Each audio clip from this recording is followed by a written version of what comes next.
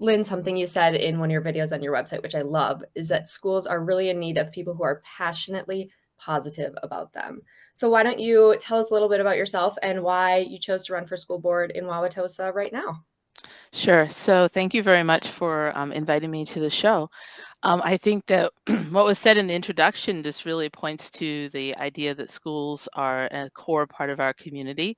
I feel that way for our family. We have kids in elementary, middle, and high school. And I've had the opportunity, besides being the typical parent who, signs up for things and drops things off and participates at, school events or goes on field trips. The last year and a half, I've had the opportunity to work a little more deeply with the school district because of my background in researching systems and systems change.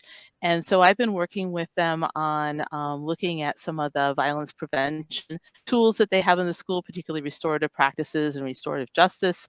And that got me a chance to work with staff and principals and really made me realize, even though I'd gone to school board meetings for a long time, some of the wider big challenges that are facing schools at this time and our district in particular.